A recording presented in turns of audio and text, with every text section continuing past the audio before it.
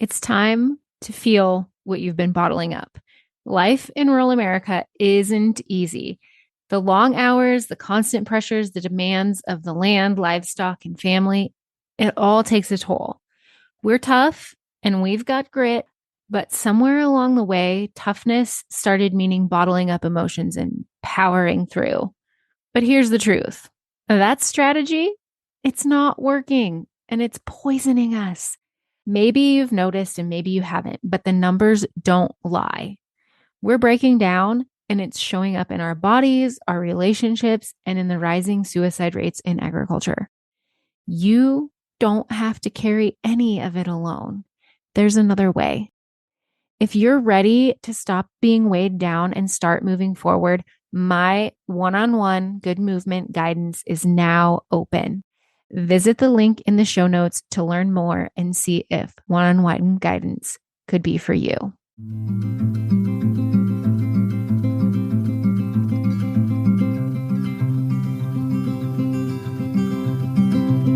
I'll carry you, you carry me, we'll help each other through it. Come on and say good movement draws good movement. Welcome to Good Movement Draws Good Movement, the podcast where farmers, ranchers, and rural folks can grow relationally through awareness, understanding, and effective communication. Hey, it's T. I'm your host, and I, along with my guests, will be covering topics related to drawing good movement. Things like self and social awareness, brain science, positive psychology, extending grace, and so much more. We'll share tools that can help you understand why you are the way you are, why others are the way they are, and how you can use that to step out of self-told lies with grace and compassion to draw good movement in conversations, relationships, and life in rural America. Let's go draw good movement.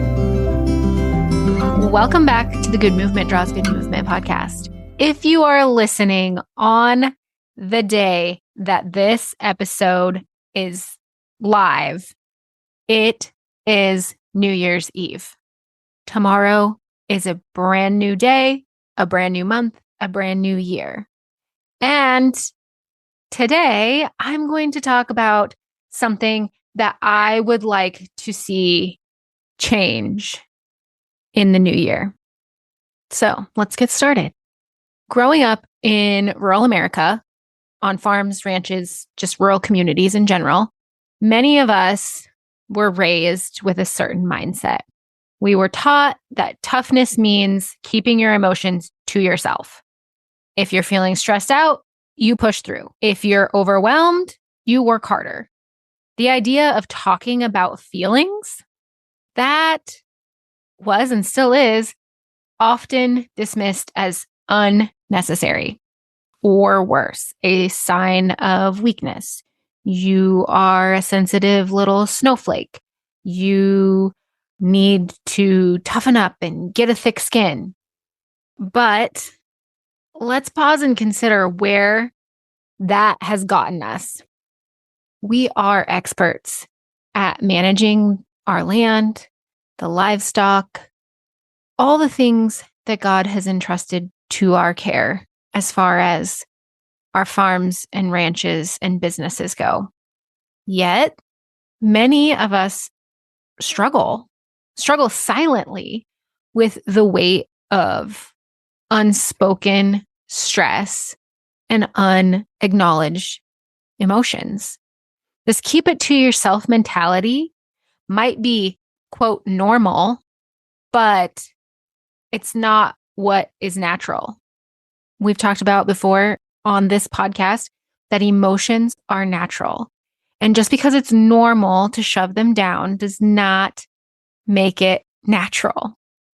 It's left a legacy of unresolved issues, and those issues continue to affect us today. We've been taught that asking for help is weakness. Rural life celebrates hard work, as it should. We are hard workers. We feed people, not just our people in our state, our country, our world. We feed people. And we should be proud of that and celebrate that hard work. Those of us in rural America do work hard at caring for the land and livestock, and it's noble work. But I've personally observed conversations where ranchers one-up each other on just how hard they're working and how much time they haven't taken off. We celebrate hard work, but we rarely acknowledge the emotional cost, let alone talk about it. When we bottle up our emotions, as we do, and ignore our mental well-being, the effects don't magically just disappear. They manifest in other ways. We see it in our strained family relationships, increased anxiety, and even in our physical health. I personally know, but I'm trying to count on my fingers, but it's, you can't see my fingers. I personally know a handful of people whose repression, ignoring, shoving down of emotions has come out in physical ailments. Stress doesn't just stay in our head or magically go away. It doesn't. It impacts our entire body, and by extension, it impacts our ability to work and enjoy our life and relationships. In addition, the lack of open dialogue around this topic creates isolation. In tight-knit communities where everybody knows everyone and we think we know each other's business, it can ironically feel like there's no one to talk with about our personal struggles. And this isolation, it only deepens the problem. It makes it harder to reach out when we need it most. We are so good at writing grazing rotations and calving cows and fixing fence and doing all the things that we do. We're so good at it. And that is something to be proud of. But when it comes to our emotional health, we've been running on empty for way too long. And let's be real, ignoring the problem and pulling ourselves up by our bootstraps and rubbing a little dirt in it and getting back on that buckskin hasn't made it go away. It's still there. So, as we welcome the new year, I propose we make a collective resolution, if you will. And I'm not big on New Year's resolutions, but this one I'm very passionate about. The resolution to break the stigma surrounding mental health in our rural communities. Let's redefine what it means to be strong. True strength is not about suppressing our struggles or hiding what we feel. It's about admitting them and acknowledging that it's okay to need support. As we've discussed in previous episodes of this podcast, humans are not meant to go it alone. We're literally designed for community. Just like we care for our land and livestock, we need to be caring for ourselves and our relationships. Just imagine for a minute the good movement we could draw, because healthier individuals lead to stronger families, which builds more resilient communities, because good movement draws good movement. So, how do we break the stigma? I have a few ideas. Here are a few simple steps that we can all take. First, start small. Just be honest about how you're feeling, even if it's just with yourself. If you don't feel safe in sharing how you're feeling with someone else, or you don't feel like you have a safe person, one, you can come to me. You can shoot me a DM or an email. I will sit with you in whatever it is that you're feeling. And two, you can just start by being honest with yourself. Jot down your thoughts in a notebook, or take 5 minutes to do a really quick check-in with yourself at the end of the day, or when you start to feel things rising up. Just stop in the moment and check in and be honest. The second thing we can do is have an honest conversation with one trusted friend, partner, or family member about something that's weighing on you. It doesn't have to be a deep dive. You can just say, this has been on my mind lately. And you can preface with, I don't need you to say anything, but this has been on my mind. Or I just need you to listen. I don't need advice. I just need you to sit with me in this. Like, you can preface it with that, so that it doesn't go any deeper than you want it to go at that moment. If you want to go deeper, great, but starting small. The third thing we can do is normalize talking about our struggles and emotions. When someone shares their struggles, respond with empathy and compassion. We talk about honest questions all the time on this podcast. Compassionate curiosity without criticism can be so impactful. And it doesn't have to be anything complicated. You can say something as simple as, "That sounds hard. Do you want to talk about it?" And that can mean the world to somebody who's been scared and hasn't felt safe to share something that they're going through. But by taking these steps, we're not just helping ourselves, we're by default helping those around us because, again, good movement draws good movement. And if you are ready to go deeper, to take this work deeper, I would love to partner with you.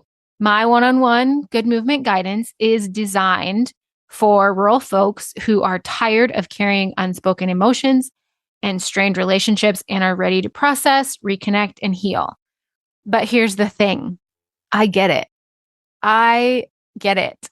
I have been one of those rural folks who has not processed and not experienced my emotions the way that they're meant to be experienced because I didn't feel safe or because I felt weak in doing so. So not only do I get that part of it, but I get this way of life. I live this life. I know the weight of responsibilities, the pride we take in our way of life, and the pressure to keep it all together. I also know what it's like, again, to feel like you're carrying more than you can handle, but not knowing where to start. This work isn't about changing who you are or fixing something that's broken. It's about creating a space where you can be honest about what you've been carrying and start to work through it. Together, in my one-on-one guidance, we will get to the root of what's weighing you down. We'll clear out things that aren't serving you anymore and make room for better communication, stronger relationships, and real relief. It's not about doing more.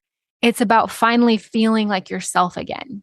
So if you are interested in that, click the link in the show notes to learn more, or you can schedule a 30-minute free consult call with me to see if one-on-one good movement guidance is right for you. But let's commit to taking care of not just our land and livestock, but also ourselves and each other. Let's resolve to break the stigma around mental health. And that won't happen overnight, but with each conversation and each small step, we are moving in the right direction. So thank you for joining me in this episode and in this important discussion. Rural life, we know it isn't easy, but we are stronger together. And I genuinely believe that together we can make a difference. Here's to a new year filled with healing, connection, and a whole lot of good movement. Until next time, draw good movement. Thanks so much for tuning in. I'm so grateful for you. If you found value in this episode, I'd love for you to share with others who might also benefit from tuning in. Share by word of mouth, send it in a text, take a screenshot and post it on social media, or share however you prefer. And if you haven't already, hit the follow or subscribe button so you never miss an episode. Until next time, draw good movement.